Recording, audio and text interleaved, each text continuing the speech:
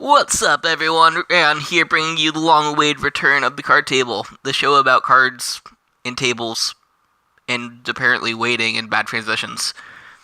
Anyways, today we're gonna bring you something a little special, something I've been kind of waiting to show off for a while.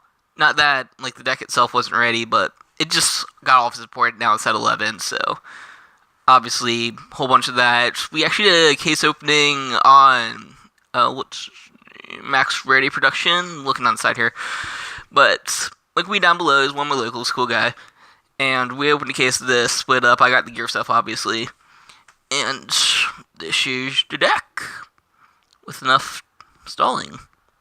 Here we go. Alright, so starting off, we got our starter. I said start too many times. Chrono Dran G. Now, this is a little interchangeable. I still think that Dran is a little bit better, but this kind of depends on, I guess, how much setup you have available. Dran requires almost nothing because you could just leap him right away into your one and use Dran effect to get a jet out. Boom, Stride Fighter for next turn. Free jets, free column, all sorts of cool stuff. He requires a little bit more setup because basically what it says is, if you call something out of deck for a time leap, then you could put him in soul, grab another card at the same grade. So it helps you set up field, but just requires a little bit more work. It's kind of wishy-washy, like I said. Anyways, we can have a Chrono Jet based deck without Chrono Jets. So we got 4 of the Avatar. Chrono Jet G. Skill you guys should all know by now. On stride into any Zodiac or Dragon, you could get a free dude out of it from time leap. So that's absolutely fantastic. I don't think it's as important now that the deck kind of sets itself up. But if you need to make columns out of it, it's there. It's great. More powerful effect is, of course, his GB skill that he gains +5 for every 2 strides face up. And the rest of your Zodiacs get +1. Seems kind of maniacal. Only good for him, but numbers happen in this deck. Like, you make huge pushes. It's kind of the theme of it. So, 4 jets. Other grade 3s, we run 1 Tiger, kind of for control. He's basically spinning dude out, bomb deck a card in the same column as him. Not bad, just there's better options, but that's what we got for now. And 2 Snakes. It's one of the new grade 3s from this set. On place from a time leap effect, he gets +4, and +3, my bad. This becomes a 14, is what I was thinking. But he gets +3 and lets you countercharge 1. This is great because with any normal 7k booster, you're going to be looking at about a 21 column, and the counter charge is really useful now that we're not running the standard perfect guard. So there's 3s. Moving on to 2s, we get a little bit more straightforward. We got 4 bunnies. We got 8 bunnies. I'd say we got 12 bunnies, but there's only 2 bunny grade 2s right now. It's really cool because my Zodiac is a rabbit, so I'm excited to run these. But basically they're kind of the same card, a little bit different. Speedy Bunny gets +1 for every card on board. That's give him up to +5, makes him swing 15, 14 by himself. I can see numbers right now. And same kind of thing for Manish, but she gets +2 instead, which brings her up to 19 by herself. This is great. Once again, with your standard boosters, that's going to be hitting 21, 26 columns. Absolutely fantastic to just be hitting these G-Guard numbers for no reason. And on top of that, Manish also has skill to bind herself to clear up your board, and also resist, because, control happens again. So we got a lot of bunnies. The last grade 2 is Chrono Jet's new grade 2, because I have to run all the Chrono Jet cards. This is Cruising Dragon, I cannot say his word. Cruising Dragon. He's a base 11k when he attacks, which, standard theme, obviously, and on attack, you can counterblast 1, check your top 3 for a Zodiac, which is any card in this deck, add to hand, the other 2 go to bottom. So it helps with thinning, helps with stacking your deck a little bit, I guess. And just 11k attacker that adds cards to your hand, that's never a bad thing. Moving on to 1s, pretty standard lineup. We got 4 Orcas, this is their new perfect guard, or not new, they've had it for a while, but it's the Zodiac perfect guard. Basically, it's kind of like one of the cycle ones. How you use it is GB2, if there's 2 copies in a trigger in your drop zone, you could bind 1 copy along with a Zodiac trigger and add the other copy back to your hand. So it helps you cycle a little bit. Essentially, you're running 2, 3, 4, 5, 6, 7 perfect cards. Not as good as some of the other versions, but I like it. It's not bad. Got new Stride Fighter. It's pretty much the same as Steam Breath, except he searches for Zodiacs instead of for Chrono Jet, so if for any reason you want to add one of the other guys to your hand, which you're not going to, you're always going to get Jet, you can do that. But more importantly is just that ZTB, and he looks a lot cooler, honestly, than Sea Breath Dragon. So, there's that. We got 2 Nympadas, little mouse girl. Her effects are basically, when she's rested, she has built-in resists, which is great once again for control, and she can intercept from back row. So while she's a 6k is not your standard number, but it still gets you a little bit more guard power and a little bit more protection power against all the control decks, so a little useful. And final grade 1 is grade 1 Chrono Jet, because I run Chrono Jets. Skill is when you're boosting one of your attacks and you have a stride up, you're basically grade 4 Chrono Jet, then you could put him in soul and draw a card. So he refills your board, helps clear your board a little bit, and fills your soul, lets you draw cards. Not bad, good filter, Chrono Jet grade 1. But moving on to triggers, pretty basic. Got 4 Zodiac heals. You can run this with a hamster. I'm just running her because she's a bunny, and I am the rabbit. Speaking of the rabbit, we got 4 the foil ones. Yeah. And a bunch of other crits. Got some doggo crits, and some piggy man crits. It's obviously not Roadhog. Moving on to the G-Zone, we got the new star of the show, the Avener Phoenix. I need more SPs, I only got 1. But there's that. If you're familiar with Gold Paladins, he's kind of like their Golden Dragon.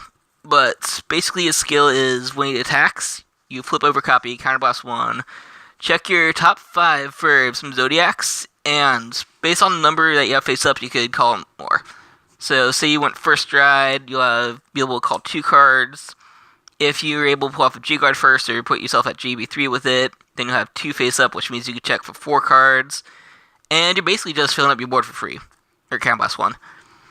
In addition to that, he also has GB3, where he powers up all your Zodiacs by 2,000. Helps out with your power gains and your numbers. But in general, he basically just says that you get 5 attacks at turns. Because you go rear guard, declare, call at least 2 columns out somehow, rear guard. And those other rear guards will get the trigger power-ups, so helps you make big swings, big pushes, fast. Very aggressive. That's why I run the 12 crit build instead of some of the cool stands that we could try out. Of course, we got Next Age in here. Right now, I'm only running 2 copies. Just because, while he is absolutely fantastic, just give me that restand into your Jet G's huge power swing turn. There's just no room for more than that. I mean, the Phoenix kind of mills your deck out really fast, so between that and Next Age, you're going to be decking super hardcore. There's no room for another one. Other strats, we got 2 My Little Ponies. This card is kind of the original Zodiac strat, I guess. One of them. Skills, basically, you take one of your dudes, put it back in deck, and get 2 guys of a lower grade out of it. So say there was Jet on board, slurp, here's some bunny rabbits. Or so on and so forth to get boosters. It lets you set up board, basically. It's nice in combo with your Dranchi because the Dran also helps you clone board. So that way you can come out of nowhere, just call grade 1, poop out a grade 2, clone the grade 2 with Dram, put one of the grade 2s back with the pony and get 2 boosters. Just a couple things you can do with it. And in addition, G-Zone skill, when he's up in your G-Zone, you get all of your Zodiacs in front row +1.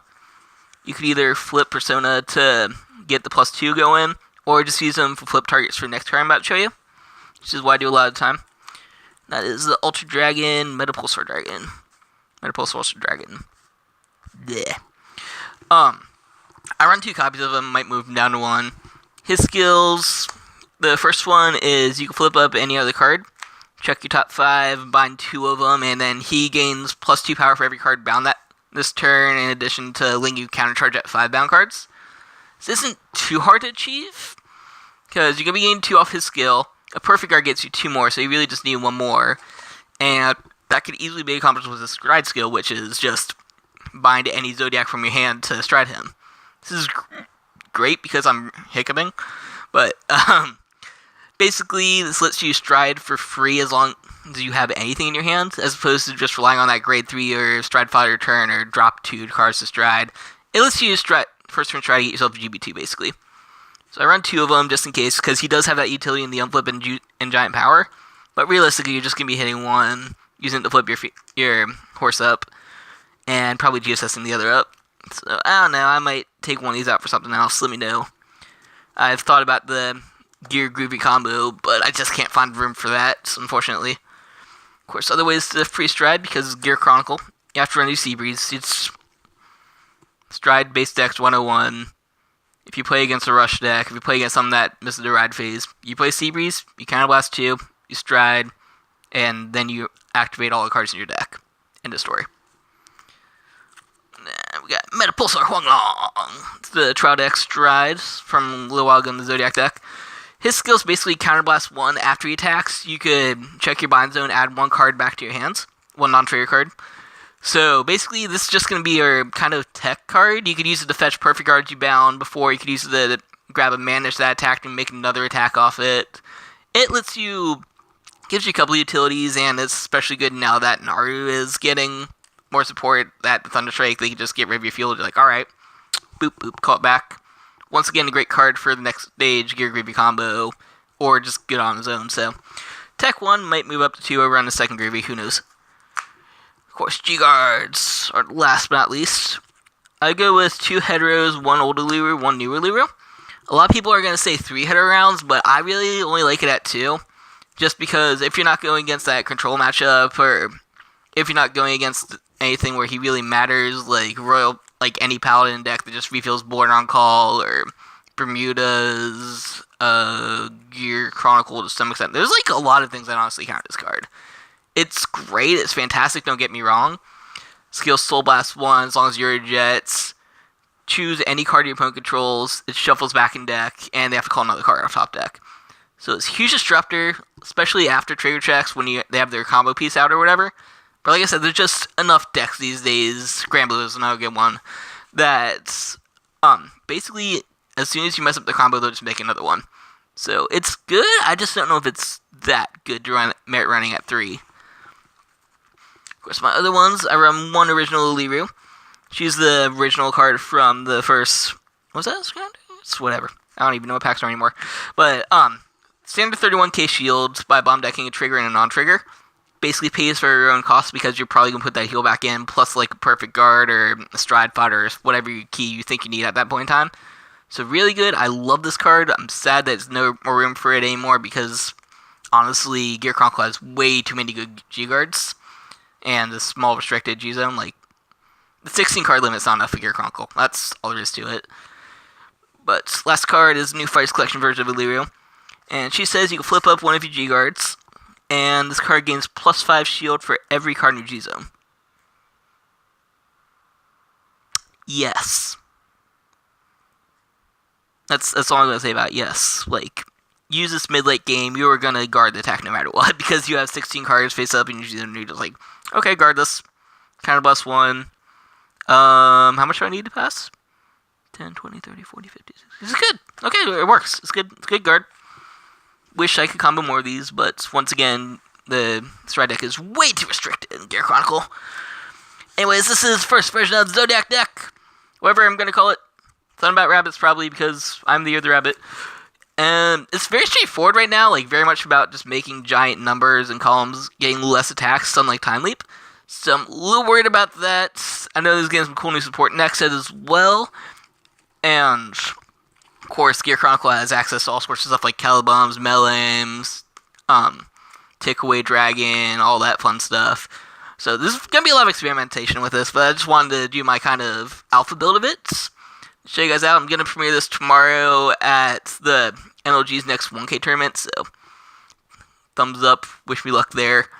Hopefully it could actually top this time. But that's about it for today. I mean, doing other videos later, as always. I'm horrible at doing outros. Yeah, this is Rehan signing out. See you guys next time at the card table. Bye-bye.